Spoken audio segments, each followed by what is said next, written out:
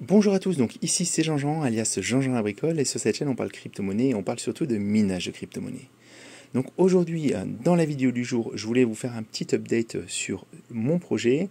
Donc pour rappel j'ai déjà fait des vidéos sur ce projet, je suis en train d'essayer de rendre ce gros mineur de chez Bitmain silencieux, histoire de pouvoir l'installer dans une pièce de vie et récupérer la chaleur qu'il dégage en minant. Voilà, donc gagner des bitcoins, récupérer la chaleur pour vraiment essayer de l'amortir au maximum. Voilà, parce que je me suis rendu compte qu'il n'y avait quasiment aucun produit qui existait et j'aimerais bien pouvoir avoir ça et peut-être le commercialiser par la suite. Voilà, on verra.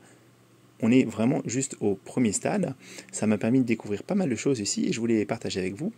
Mais je fais cette vidéo aussi parce que je voulais vous présenter chez Canon, parce que chez Canon on avait un petit modèle comme ça, donc c'est un des seuls mineurs qu'on peut acheter et qui ne fait pas un bruit tonitruant.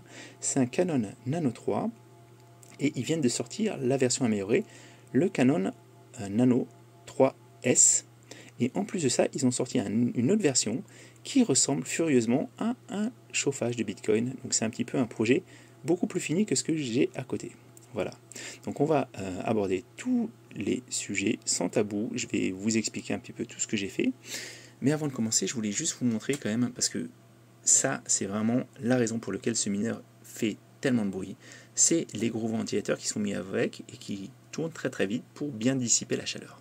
Et je vous montre, donc ça c'est ceux qui avaient sur le mineur, et regardez ceux qui sont à côté, qui sont nettement plus fins, c'est ceux que j'ai installés sur mon petit Ice River. Donc ils tournent beaucoup moins vite, il y a beaucoup moins d'airflow, mais ils sont nettement plus silencieux.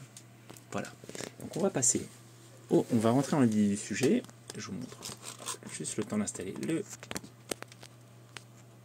portable. Alors, je voulais d'abord partager avec vous la frustration que j'ai eue quand j'ai voulu utiliser pour la première fois cette machine. Ça a vraiment été un petit peu compliqué. Alors, c'est en partie parce que j'ai fait certains choix avec les hashboards. Parce qu'en fait, donc, quand j'ai reçu le mineur, j'ai voulu le lancer après avoir enlevé 2 des 3 hashboards.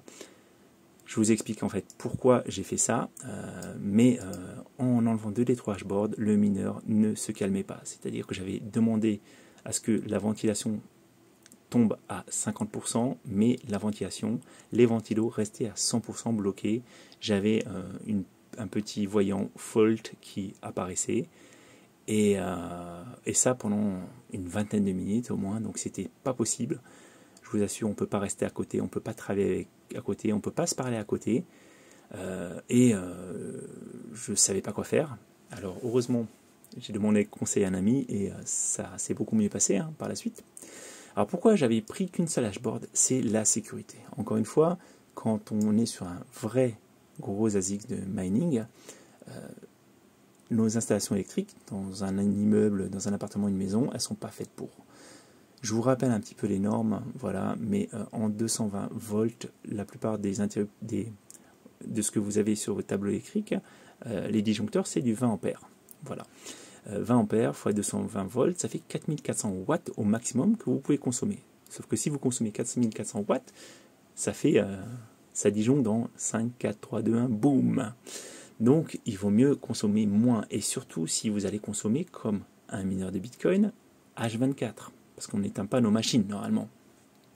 Donc, moi, je vous ai dit, quand on est ultra safe, on consomme environ 8 ampères sur les 20, donc ça fait 1760 watts. Donc ça, c'est ultra safe. On peut monter un peu plus haut, 11 ampères, 220, ça fait 2420 watts. Donc, ce qu'il faut comprendre, c'est que par défaut, quand vous avez un S19K Pro, vous êtes déjà au-delà, normalement, des spécificités pour une prise que vous utilisez H24. On est 56% au-delà de ce qui est safe et on est 60% en deçà du max. Voilà, alors moi j'ai déjà fait tourner des rigs sur des interrupteurs, sur des disjoncteurs, des rigs qui consommaient entre 2000 et 2400 watts. Mais bon, je suis jamais passé vraiment au-dessus de 2005 et surtout pas H24. Donc c'est pour ça que j'avais fait ce choix. Et avec le firmware d'origine, c'était la cata.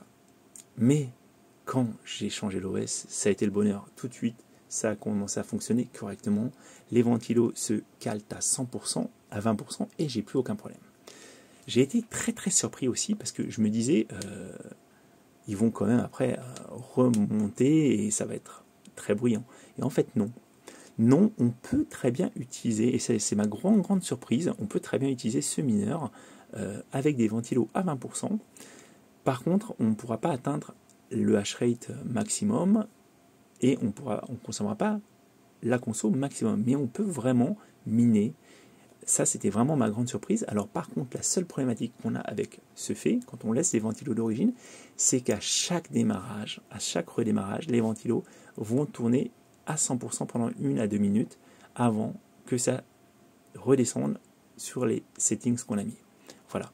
Donc moi, j'ai fait vraiment beaucoup mumuse avec les ventilos d'origine et en respectant, alors en étant dans une pièce à température classique, on peut mettre une conso, parce qu'il faut comprendre que quand vous réglez, vous n'allez pas régler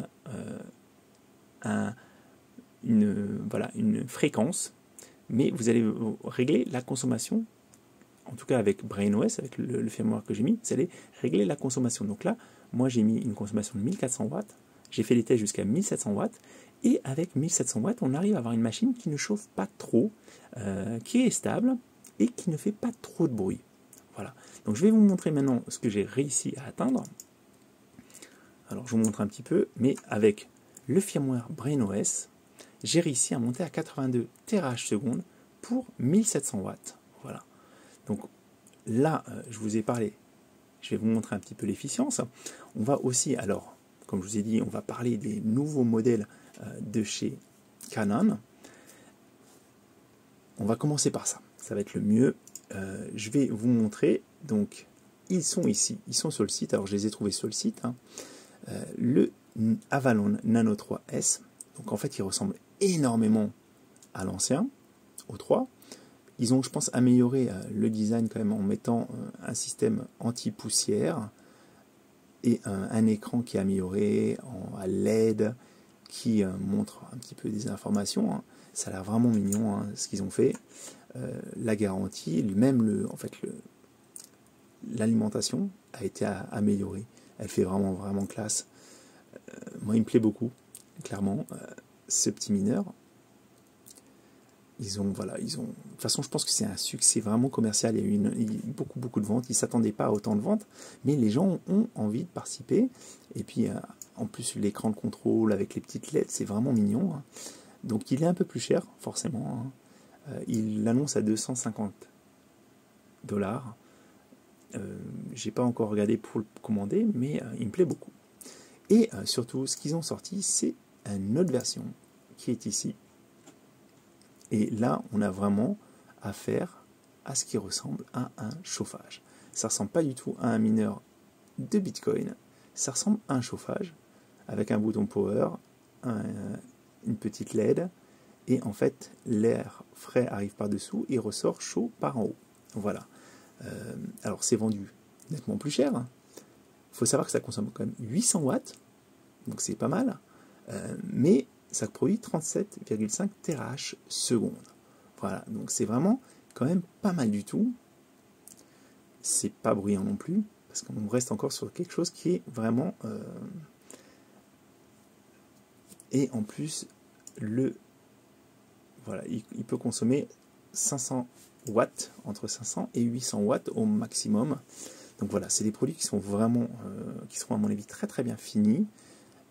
Au niveau, alors, efficacité, parce qu'en fait, c'est aussi un petit peu ça le nerf de la guerre, je voulais vous montrer quand même un petit peu, parce que il y a beaucoup de gens qui ont fait des mineurs comme je suis en train de le faire, avec des S9, des très anciens modèles qui coûtent quasiment plus rien. Mon confrère, le coin du mineur, par exemple, en a fait un, et on atteint environ 10 TH pour 800 watts. Donc ça fait qu'en fait, si on regarde l'efficience, combien de watts il faut pour faire 1 TH? Il faut 80 watts pour faire 1 TH. Donc ça, c'est la base que j'ai pris pour comparer les autres. Le Nano 3 était relativement efficace. On était à 35 watts par TH, donc 228% plus efficace qu'un S9. Le Nano 3 Plus, on est à 6 TH pour 140 watts, donc on est à 23 watts du TH, donc 50% plus efficace qu'un Nano 3. Le Mini 3, il est 37 TH pour 800 watts, donc on est à 21 watts du tirage, donc on a 10% plus efficace que le Nano S3S. Et après, on a, bon, là on est dans une autre cour, mais les S21 200 watts pour 3500 watts.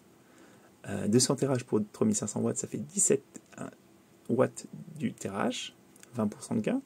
Et le dernier, le S21E, la grosse bête qui est faite vraiment pour être immergée, 860 tirages pour 11 180 watts. Et là, on a un magnifique 13 watts du tirage. Et on est encore 34% plus efficace. Donc comme je vous disais, il y a vraiment une augmentation parce que 80 watts, ça fait 1 tirage sur un S9 et ça fait 6 tirages sur un S21E. Donc il y a vraiment eu des gros gains. Moi là, dans mon test, parce qu'en fait, il faut vous dire aussi, nous, on est là, dans le cas présent, moi je suis là pour chauffer. Chauffer et après, je récupère du Bitcoin. Voilà. Le but premier, c'est vraiment pouvoir chauffer chez soi et le Bitcoin, c'est du bonus. Voilà. Je voulais pas partir, moi, sur une base trop peu efficiente. Donc, mon S19K Pro, par défaut, il est donné là. Vous avez les informations, combien il devrait faire. Il devrait donc réaliser 120 tirages pour 2760 watts. Donc on est à 23 watts du tirage. Avec le firmware de BrainOS, donc quand vous lancez, je vais vous montrer un peu à quoi ça ressemble. Alors j'ai dû éteindre le mineur parce que forcément on est le soir, ça reste quand même un petit peu bruyant pour dormir à côté. Hein. Mais là je vous montre un petit peu, voilà, normalement ça ne devrait pas bouger. Donc là en fait, quand vous le lancez, il va essayer en fait de optimiser pour la consommation que vous avez donnée. Donc en fait, il va faire des boucles et vous allez avoir le hash rate qui va beaucoup bouger et l'efficience qui va beaucoup bouger. Il va faire des boucles pour voir jusqu'où il peut descendre avec un certain terahash avant d'avoir des shares invalides. Voilà. Et dès qu'il a trouvé des shares invalides, il continue son fine-tuning. Ça prend pas mal de temps, mais une fois que c'est terminé, en fait, il vous crée un profil. Et ensuite, quand vous rallumez la bécane, ça reprend le même profil. Voilà. Et vous voyez, moi j'ai quand même réussi, donc là, avec une consommation de 1419 watts, à faire 71 terahash seconde et avec une efficience à 19 watts du terahash. Voilà. Donc c'est pas mauvais du tout. Donc là, on a les températures qui sont relativement faibles, 63 degrés sur le chip et 48 sur la motherboard. On a les 3 hashboards qui sont là. Voilà. Encore une fois, de toute façon, l'efficience, moi j'essaie d'avoir l'efficience correcte. Là, ce qu'on pourra faire de toute façon par la suite, c'est que je vais essayer de faire qu'on puisse régler comme on veut la machine pour pouvoir augmenter un petit peu et pour qu'on reste toujours dans des valeurs qui sont safe. Parce que le but du jeu, c'est pas de cramer ni son mineur, ni sa maison. Voilà. Donc moi, je suis très très content des valeurs que j'ai réussi à avoir. Et en fait, en pratique, parce que ce test-là, 82 TH, 1700 watts, je l'ai fait avec les ventilateurs d'origine, donc sans faire toutes les modifications que j'ai faites. Donc j'arrive à avoir 68% du hash rate et en silence. Donc ça, vraiment, c'était une belle découverte pour moi. Si je l'avais su plus tôt, je me serais intéressé, j'aurais pris un gros mineur comme ça. Mais vraiment, pour moi, c'était rédhibitoire le bruit qu'ils font. Mais en pratique, on peut vraiment trouver une solution pour le réduire énormément. Donc voilà. Ça conserve l'efficience que j'ai par rapport au firmware d'origine. Bon, je suis moins efficient qu'un S21, je suis beaucoup moins efficient qu'un S21E, mais c'est pas du tout la même truc, mais je suis quand même nettement plus efficient qu'un Nano 3. Je suis à 66% d'efficience supplémentaire par un Nano 3, et je suis 340% plus efficient qu'un S9. Voilà. Donc voilà pour les chiffres. Alors, je vais vous montrer un petit peu, parce que du coup, au niveau de mes tests, ce que j'ai fait, donc là j'ai testé avec un extracteur de 150 mm, j'ai mis une planche de bois tout simplement pour que l'air soit bien pulsé ici, et de l'autre côté j'ai tout laissé vide, voilà, pour que l'air puisse s'en aller. Ce qui se passe, et ça c'était aussi une des petites découvertes, je m'y attendais pas, c'est qu'en fait ces gros ventilos, ces gros ventilos font beaucoup de bruit, mais les petits qui sont dans la lime font aussi énormément de bruit. Voilà, c'est des ventilateurs qui tournent très vite aussi. Ils n'ont pas l'air de s'adapter en fonction de la consommation. Alors, j'ai demandé des conseils parce que là, on est quand même sur la lime. J'ai J'ai vu que sur le S9, il y avait certaines personnes qui les remplaçaient par des ventilateurs Noctua qui sont plus silencieux. Mais je suis pas sûr que ça soit une bonne idée parce que là, c'est pas du tout la même conso quand même. C'est pas du tout la même alim. Et ce que je pense que je vais faire, c'est de toute façon, je vais utiliser un kit qui inclut dans le flux d'air qui passe ici, qui inclut également l'alimentation. Voilà. Mais ça sera dans un prochain temps. Je suis en contact avec quelqu'un qui va peut-être pouvoir me les imprimer. Et de toute façon, je partagerai avec vous ce que ça va donner. Voilà. Mais belle surprise de se rendre compte qu'en fait, le mineur, on peut le domestiquer sans forcément passer par une solution comme je suis en train de réaliser. Voilà. Bon, la vidéo est un peu longue. J'espère que ça vous a intéressé. Je vous invite à aller voir la vidéo où je l'avais aussi, parce que la vidéo où je l'avais un petit peu démonté. Si vous avez jamais fait Mumuse avec un gros mineur comme ça, c'est aussi très intéressant. Voilà, c'était Jean-Jean et je vous dis à très bientôt les amis.